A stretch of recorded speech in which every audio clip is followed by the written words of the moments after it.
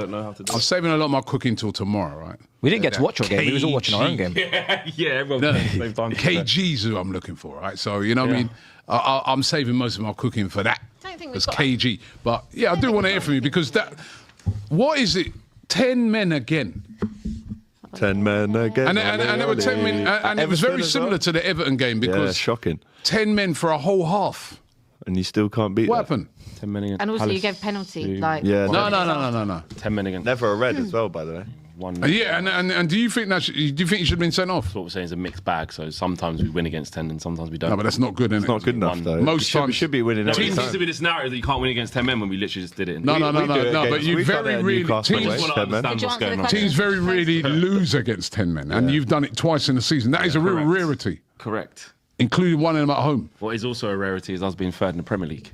What is also a rarity is my team not losing since December. What is also a rarity is that we're actually in a good position in the table. And you Answer the question. You need a cushion to be able to eat into because mishaps will happen. I'm seeing top get points taken off from bottom. I'm seeing the champions lose to bottom. I'm seeing Chelsea drop points at home to Burnley and Leeds. I'm seeing a lot of deflecting. I'm seeing a lot of deflection. Guys, you asked me to. I'm seeing the Premier League. That's what I'm seeing. They're calling you deflex. Now I'm going to get... Deflex. Everyone in the chat saying deflection. Okay. Deflex. Let me... No, but answer the actual question. Yeah. Okay, where was the question? Well, Robbie asked you. The question is that not alarming? That's again that you've lost to a team with 10 men. Yeah. It's annoying. That is. Annoying. It's annoying. It is. I'm not losing my head over it. Not getting angry. We were poor. Newcastle United deserved the win. We didn't do enough to win the game. There were moments in the game where you go, you've come through unscathed in certain bits. There's a big opportunity here now when they went down to 10. And we just wasn't good enough. It was not good enough.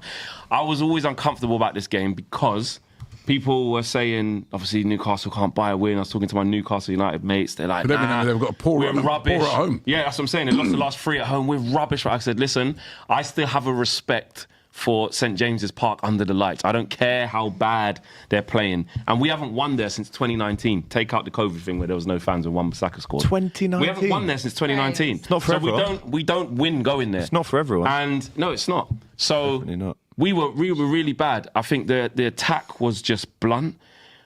When they went down to 10 men, I was actually going. Was that red? It's harsh. He wasn't.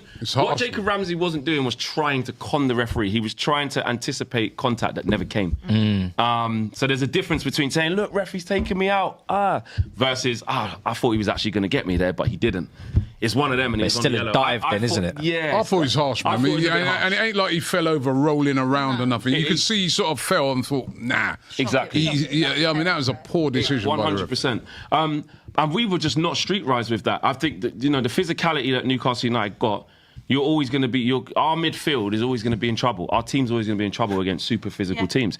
Just because Michael Carrick's on a good run, it doesn't mean when you buck up on certain physical aspects of other natures, we know what we need. That's why we're trying to get Tonali or Gamirez or Anderson. We know we need that, and we know that's a Achilles heel in the team.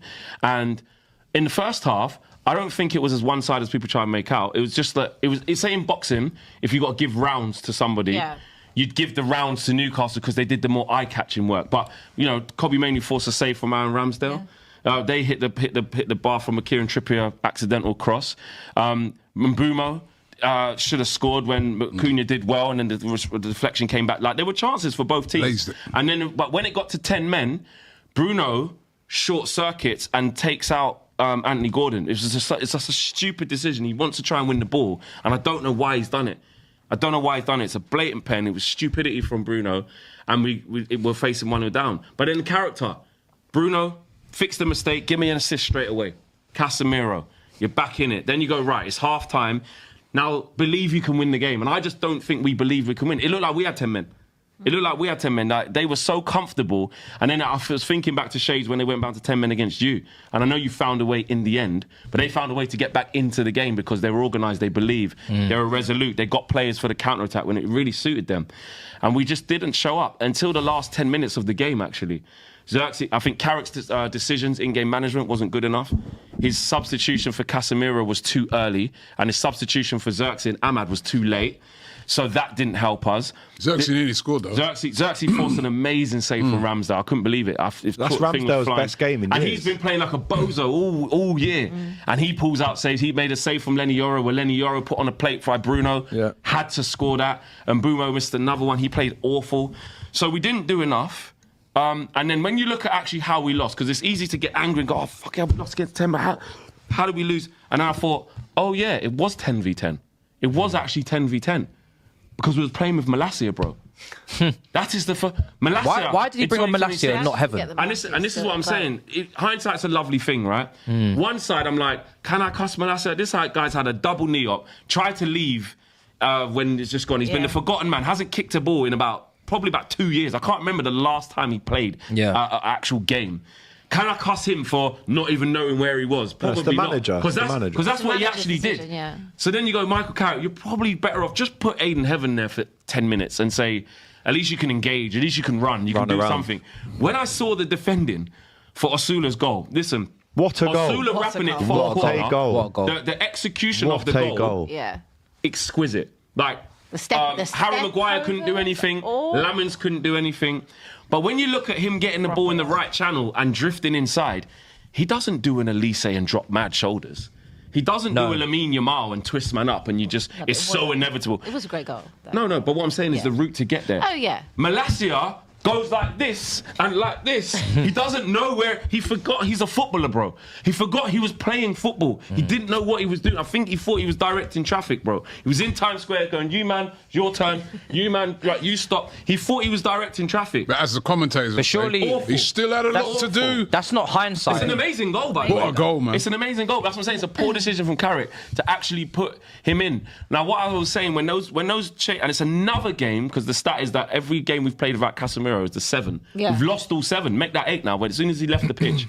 We can't win games without Casemiro playing. It's crazy. Because we're not strong enough. 2026. So there's things that are apparent. Our squad, here's the thing that's interesting is that obviously there's one game a week, yeah? Which, so you should be fresh and stuff like that. But quality-wise... Not every week.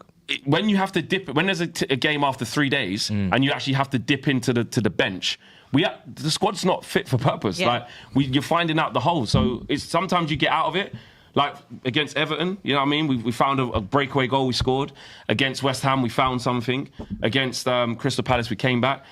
Sometimes you play a team that's too good for that. And Newcastle United, even with 10 men and the physicality and the flashpoint that they created, poor game management, just poor around. But the context of it... How are you going to deal with Champions League next year if you get it? Because that's why you got to get to the summer window and buy players, yeah. But we're not there yet. So this is what I'm saying. So for the objective of what is this season, nothing has changed. So my team has lost 1 game since December. Are you worried, though? Because, I saw someone in the chat say United have sort of got away with it in the last few games. You know what I mean? Not really putting...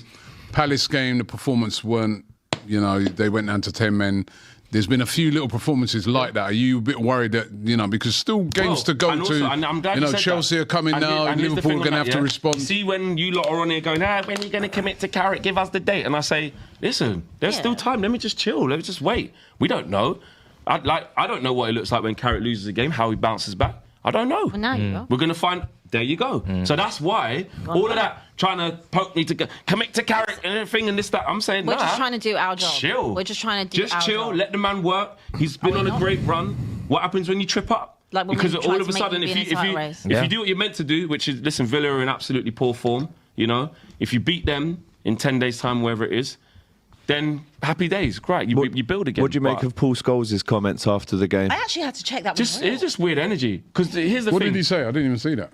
He said Carrick's crap. He said Michael Carrick's got something special about him when Man United have looked crap for the last 4 games. Good night with a kiss emoji and put Tonali with a heart. So wait, they're not friends? That is proper weird. So this is the thing. It's just weird energy. They played together. I thought they were good mates. They won 5 Premier Leagues together. You know what I'm saying? I don't Why is this energy? And here's the thing. He's a weird guy, though. When you say 2 things can be true, yeah? So the last 4 games, you go to performance like, yeah, it's been ropey, but he's doing a I told you so. He's doing a night with a kiss, and you're trying to shit on Michael Carrick.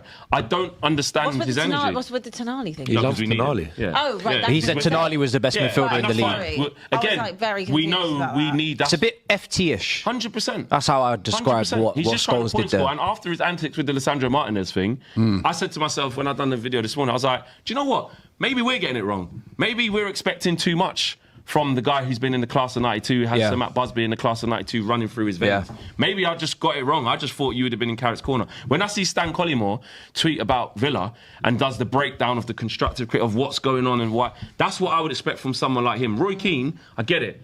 The Irish man, he's come through. He's done his job. He fell out with Sir Alex. He don't really care.